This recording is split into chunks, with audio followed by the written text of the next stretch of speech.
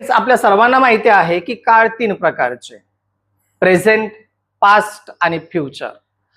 मग पास्ट केव्हा, प्रेझेंट कसा आणि फ्युचर कसा, कसे ओळखायचे किंवा वाक्य जर तयार करायचे असतील तर ते कसे तयार करावे हे आपल्याला माहिती असणं गरजेचं आहे. जर चुकून समजा आपण वाक्य तयार करत आहोत प्रेझेंट टेन्स आणि त्यामध्ये वॉज आणि वेअरचा वापर झाला तर काय होणार आहे, तर वाक्याचा पूर्ण अर्थ बदलणार आहे. आणि म्हणून आपल्याला ह्या चुका करायच्या नाहीत, त्या चुका आपल्याला टाळायच्या आहेत. म्हणून आपल्याला अशा छोट्या छोट्या गोष्टी माहिती असायला हव्यात. ठीक आहे, आपण मागील व्हिडिओच्या माध्यमातून प्रेझेंट टेन्स टू बी ची रूपे आपण सविस्तर समजून घेतलीत. आजच्या टॉपिकच्या माध्यमातून आपण समजून घेणार आहोत वॉज आणि वेअरचा वापर कसा केला जातो. तर आपल्या सर्वांचं माय क्रिएटिव्ह एज्युकेशन या युट्यूब चॅनल मध्ये स्वागत आहे. आपल्या टॉपिकचं नाव आहे पास्ट टेन्स टू बी ची रूपे. पास्ट टेन्स टू बी ची रूपे म्हणजेच भूतकाळी टू बी ची रूपे कोणते आहेत, तर वॉज आणि वेअर आहेत. वॉज आणि वेअर. ओके, ते आपण तक्त्याच्या माध्यमातून आधी ती माहिती आपण कंप्लीट करूया, ते आधी समजून घेऊया आणि नंतर मग त्याची डेफिनेशन असेल, त्याचे एक्झाम्पल्स असतील, हे आपण सविस्तर समजून घेऊ, जेणेकरून ते आपल्याला अधिक समजायला मिळेल, शिकायला मिळेल. ठीक आहे, तक्ता बघा. पुरुष, प्रथम पुरुष म्हणजेच first person, second person, third person असं आपण म्हणत असतो. प्रथम पुरुष मध्ये सांगितलेलं आहे एक वचन. एक वचन याला आपण सिंग्युलर म्हणत असतो इंग्लिशमध्ये आणि अनेक वचन याला आपण प्लुरल म्हणत असतो. प्रथम पुरुष मध्ये आय वॉज वापरलेला आहे. वॉज म्हणजे याचा अर्थ होत असतो, आपण इकडे समजून घेणार आहोत. होतो, होता, होती. ओके, वॉजचा अर्थ आय म्हणजेच मी. आय वॉज, मी होतो. प्रेझेंट टेन्स मध्ये आपण काय समजून घेतलं, आय एम. आय एम, मी आहे. या ठिकाणी पास्ट टेन्स मध्ये तेव्हा शिकताना आपण समजून घेतलं, बरोबर. आपण पास्ट टेन्स मध्ये काय समजून घेतोय, आय वॉज म्हणजेच काय, मी होतो. मी होतो. प्लुरल मध्ये आहे वी वेअर. वी वेअर, आम्ही होतो. याची खूप मदत होणार आहे आपल्याला. द्वितीय पुरुष म्हणजे second person, you were. You were म्हणजेच तू होतास. यू वेअर सेम प्लुरल मध्ये सुद्धा वापरला जातो. तुम्ही होते किंवा तुम्ही होता. पर्सन पहा, he was, he, she, it हे प्रोनाउन्स आहेत. हे सगळे काय आहेत, प्रोनाउन्स आहेत. I, we, you, he, she, it, they हे काय आहेत, प्रोनाउन्स म्हणजेच आपण मराठीमध्ये म्हणत असतो सर्वनाम. ही वॉज, मी होतो. शी वॉज, ती होती. इट वॉज, ते होते. हे आपल्याला माहिती असायलाच हवे, अन्यथा वाक्य तयार करताना खूप मोठ्या मिस्टेक्स होत असतात. आणि जर समजा हे तृतीय पुरुष जर वापरले असतील एकवचनीमध्ये तर त्याच्यानंतर वॉज हा कंपल्सरी येत असतो. जर समजा यांचा अनेक वचनी झाला असेल तर त्याऐवजी प्रोनाउन्स दे वापरला जात असतो आणि दे वापरला असेल तर त्याच्यानंतर सहाय्यकारी क्रियापद म्हणून वेअर येत असतो, ज्याचा अर्थ होत असतो होता, होते, होत्या. दे म्हणजेच ते, त्या, ती. ते होते, त्या होत्या, ती होती. अशा पद्धतीने आपल्याला तो अर्थ समजायला मिळत असतो. प्रत्यक्ष आपण त्याचा वापर कसा केला जातो त्याची डेफिनेशन आणि एक्झाम्पल्स आपण समजून घेतोय. बघा, वॉजचा वापर केव्हा केला जातो, जेव्हा एक वचनी करता असतो तेव्हा त्याच्या सोबत वॉज या सहाय्यकारी क्रियापदाचा वापर केला जातो. वॉज या शब्दाचा अर्थ काय आहे, होता, होती आणि होते. डेफिनेशन कशी आहे पहा. आय, ही, शी, इट हे काय आहेत, तर हे प्रोनाउन्स आहेत. काय आहेत, प्रोनाउन्स आहेत. कोणत्या तक्त्यातील आहेत, तर एक वचन म्हणजे सिंग्युलर मधील आहेत.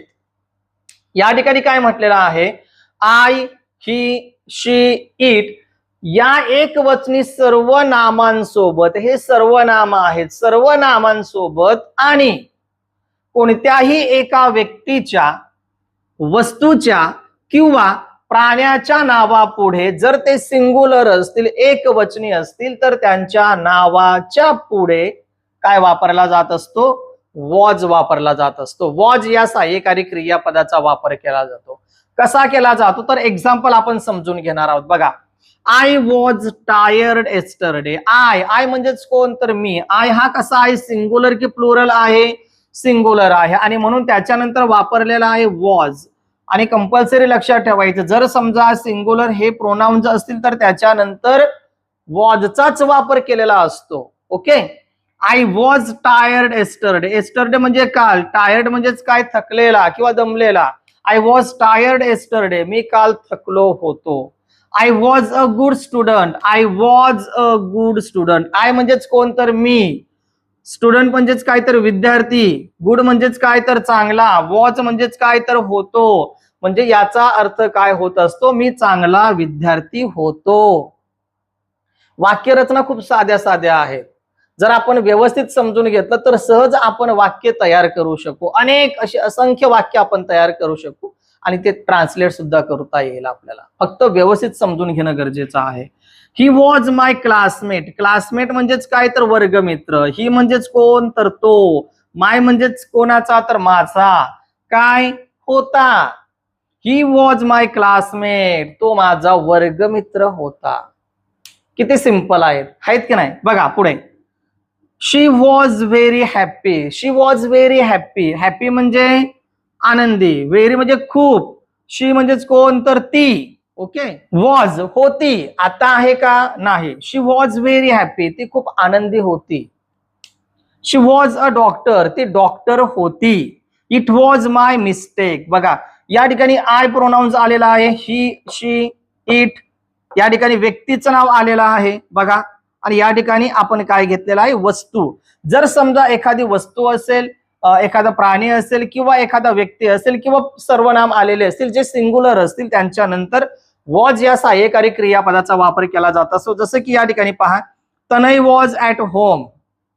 तनय काल घरी. हा नाव कोणाचं आहे, तर एका व्यक्तीचं आहे. तनय वॉज ऍट होम. या ठिकाणी आपण नाव बदलवू शकतो. जसं की हर्ष म्हटलं तर काय होईल, Harsh was at home. Harsh काल घरीच होता. बरोबर की नाही. The bag was heavy. The bag, bag ही काय आहे, तर वस्तू आहे. काय आहे, वस्तू आहे. वस्तू नंतर काय सहाय्यकारी क्रियापद वापरलेला आहे, तर वॉज वापरलेला आहे. द बॅग वॉज हेवी, पिशवी जड होती. ओके, वॉजचा वापर कसा केला जातो हे तुमच्या लक्षात आलं असेल. पुढचा बघा, वेअर.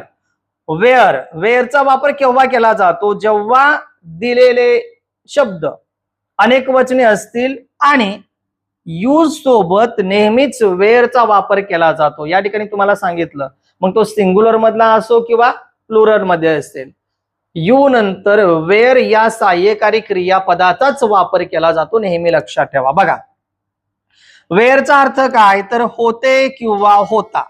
ओके, वी, यू, दे या सर्व नामांसोबत आणि अनेक वचनी नामांसोबत या वेअर या सहाय्यकारी क्रियापदाचा वापर केला जातो. यू, वी, यू, दे हे सर्वनाम आलेले असतील किंवा अनेक वचनी सर्वनाम आलेले असतील, अनेक वचनी नाम आलेले असतील, तर त्याच्या सोबत वेअरचा वापर केला जात असतो. जसे की या ठिकाणी एक वचनी आय आहे, अनेक वचनी वे आहे. आय नंतर वॉज वापरलेला आहे. वी हा अनेक वचने असल्या कारणाने त्याच्यानंतर वेअर वापरलेला आहे.